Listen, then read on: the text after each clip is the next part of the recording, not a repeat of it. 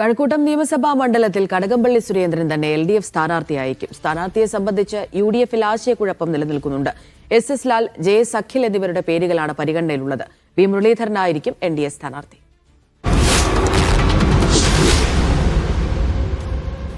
BJP A class മണ്ഡലമായി കാണുന്ന സ്ഥലമാണ് കഴക്കൂട്ടം. ശക്തമായ ത്രികോണ പോരാട്ടം നടക്കുന്ന ഇടം. ശബരിമല സ്ത്രീ പ്രവേശന വിവാദം കത്തി നിൽക്കുന്ന സമയത്ത് കഴക്കൂട്ടം മണ്ഡലത്തിൽ നിന്ന് ജയിച്ചു കയറിയ ആളാണ് കടകംപള്ളി സുരേന്ദ്രൻ. ഇത്തവണയും കടകംപള്ളിയിൽ തന്നെ വിശ്വാസം അർപ്പിച്ചിരിക്കുകയാണ് CPM. ശബരിമല സ്വർണ്ണപ്പാളി വിവാദം കത്തി നിൽക്കുന്ന സമയമാണെങ്കിലും തെരഞ്ഞെടുപ്പിനെ സ്വാധീനിക്കില്ലെന്നാണ് CPM കരുതുന്നത്. സ്വർണ്ണപ്പാളി വിവാദത്തിൽ കടകംപള്ളിക്ക് നേരെ പ്രതിപക്ഷം വിരൽ ചൂണ്ടുന്നുണ്ടെങ്കിലും അന്വേഷണം അവിടെ വരെ എത്താനുള്ള തെളിവുകളൊന്നുമില്ലെന്നാണ് നേതൃത്വം വിലയിരുത്തുന്നത്. UDF ക്യാമ്പിൽ ഇപ്പോഴും സ്ഥാനാർത്ഥിയെ സംബന്ധിച്ച പ്രാഥമിക ചർച്ചകൾ പോലും ഉണ്ടായിട്ടില്ല. കഴിഞ്ഞ തവണ കഴക്കൂട്ടത്ത് നിന്ന് മത്സരിച്ച SS ലാൽ, യുവ നേതാവ് JS അഖിൽ എന്നിവരുടെ പേരുകൾ പരിഗണിക്കുന്നുണ്ട്.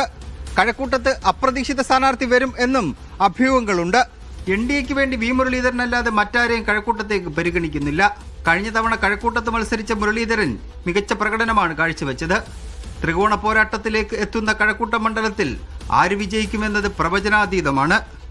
Saif Zainulabdeen, media 1, Thiruvananthapuram.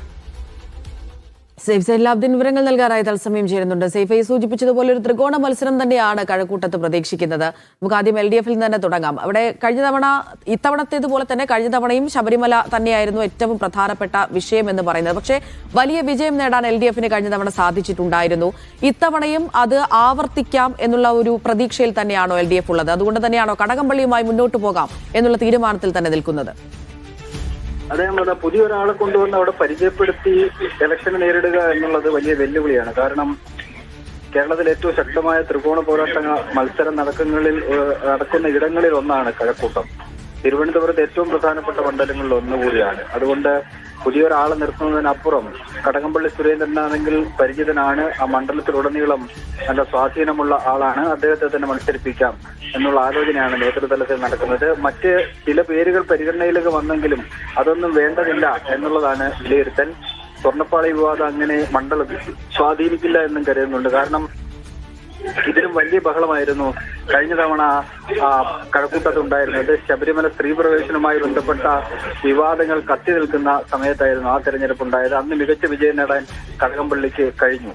അതുകൊണ്ട് കടകംപള്ളി സുരേന്ദ്രനെ തന്നെ മത്സരിപ്പിക്കും എന്നുള്ള ആലോചനയാണ് LDF ക്യാമ്പിൽ നടക്കുന്നത്. ഈ UDFിലേക്ക് വരികയാണെന്നുണ്ടെങ്കിൽ UDFിൽ 2 പേരുകളാണ് പ്രധാനമായും പരിഗണിക്കുന്നത്. അത് ഒന്ന് JS അഖിലിന്റെയും ഒന്ന് SS ലാലിന്റെ പേര്. 2 പേരുകളാണ് പരിഗണിക്കുന്നത്. അതിൽ ആര് മത്സരിപ്പിക്കണമെന്ന കാര്യത്തിൽ അന്തിമ തീരുമാനത്തിലേക്ക് എത്തിച്ചേർന്നിട്ടില്ല. നേതൃത്വമാണ് അതിനകത്ത് അന്തിമ തീരുമാനം എടുക്കുക.